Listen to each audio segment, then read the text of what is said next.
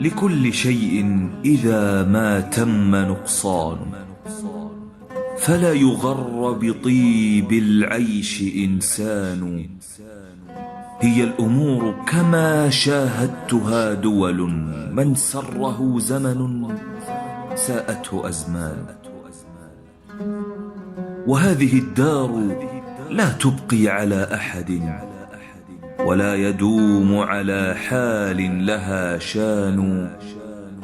أين الملوك ذو التيجان من يمن؟ وأين منهم أكاليل وتيجان؟ وأين ما شاده شداد في إرم؟ وأين ما ساسه في الفرس ساسان؟ وأين ما حازه قارون من ذهب؟ وأين عاد وشداد وقحطان؟ أتى على الكل أمر لا مرد له، حتى قضوا فكأن القوم ما كانوا. كأنما الصعب لم يسهل له سبب يوما، ولا ملك الدنيا سليمان. فجائع الدهر أنواع منوعة، وللزمان مسرات وأحزان. يا غافلا يا غافلا وله في الدهر موعظة، إن كنت في سنة فالدهر يقضان. وماشيا مرحا يلهيه موطنه، أبعد حمص تغر المرء أوطان.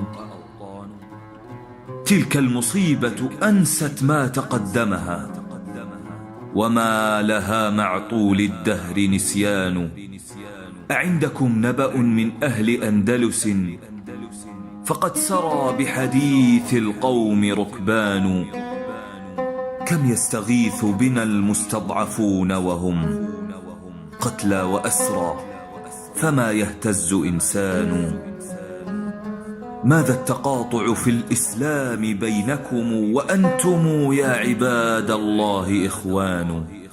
يا من لذلة قوم بعد عزتهم أحال حالهم كفر وطغيان. بالأمس كانوا ملوكا في منازلهم، واليوم هم في بلاد الكفر عبدان. فلو تراهم حيارى لا دليل لهم، عليهم من ثياب الذل ألوان. ولو رأيت بكاهم عند بيعهم، لهالك الأمر واستهوتك أحزان.